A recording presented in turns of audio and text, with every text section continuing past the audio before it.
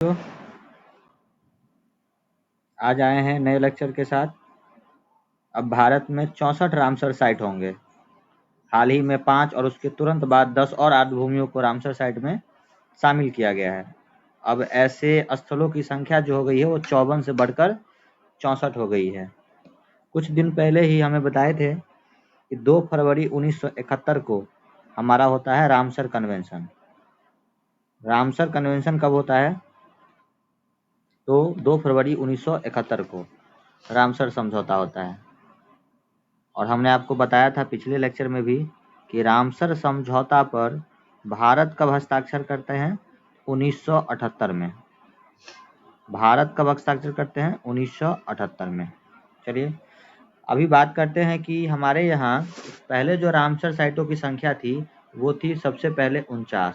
विगत कुछ ही दिनों में 5 रामसर साइट को और बढ़ाया गया था और अभी हमारे पास जो संख्या थी रामसर साइटों की वो थी 54, जो अब 10 रामसर साइटों को शामिल करने के बाद संख्या हो गई है 64। यानी मिला के कहें तो भारत में अब कुल कितने रामसर साइटों की संख्या है? तो भारत में कुल अब 64 रामसर साइटों की क्या है? संख्या है। अब हमें 64 रामसर साइटों को पढ़ना होगा क्या? नहीं, हम जानते हैं कि हमारे एग्जाम में जो एग्जाम का पैटर्न है उसमें करंट जो जोड़े जाते हैं उससे रिलेटेड एग्जाम में क्वेश्चंस आ रहे हैं। तो हम बात करेंगे अभी जो 10 रामसर साइट जोड़े गए हैं और कुछ ही दिनों पहले जो 5 रामसर साइट जोड़े गए थे उनके बारे में हम जानेंगे। जैसा कि आप देख पा रहे होंगे कि ये 10 रामसर साइट आपके स्क्रीन पे दिख रहे हैं।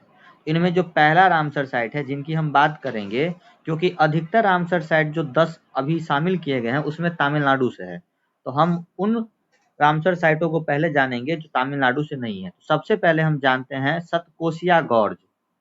सतकोसिया गॉर्ज किस राज्य से संबंधित है? तो ये ओडिशा से संबंधित है। किस राज्य से संबंधित है?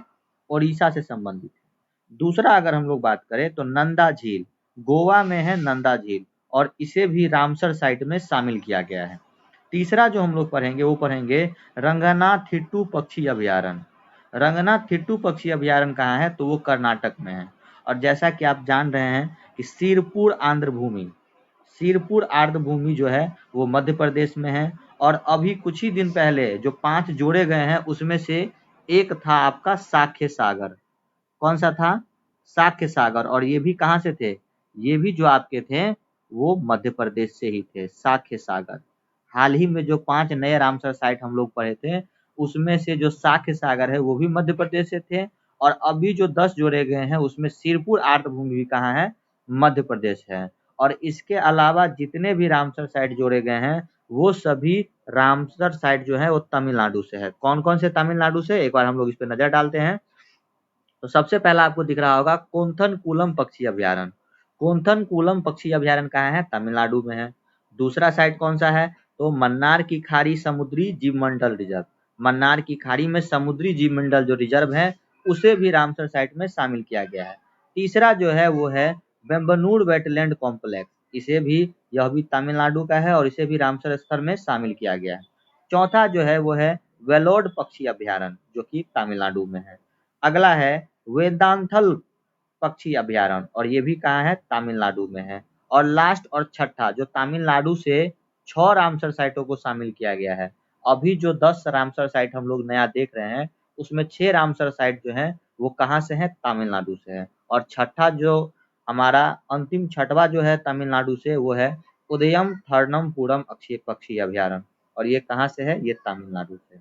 हम लोग बात कर लेते हैं ये जो पिछला 5 रामसर साइट जोड़ा गया था उसके बारे में भी। तो आपको अभी जस्ट बताए हैं कि साक्य सागर कहाँ से है? तो भाई साहब साक्य सागर भी मध्य प्रदेश से है। उसके बाद पाला वेटलैंड कहाँ है? पाला वेटलैंड मिजोरम से है। कहाँ से है? मिजोरम से है। उसके बाद अगर हम लोग बात करें तो ये जो 3 नए थे वो थे कहाँ से? ये तीनों थे आपके कहाँ से थे? तमिलनाडु से। कहाँ से थे? तमिलनाडु से। कहाँ से थे ये तीनों? तमिलनाडु से। कौन कौन सा? तो एक तो है पिचावड़म, ये भी कहाँ से है? तो ये भी भाई साहब आपके तमिलनाडु से ही हैं।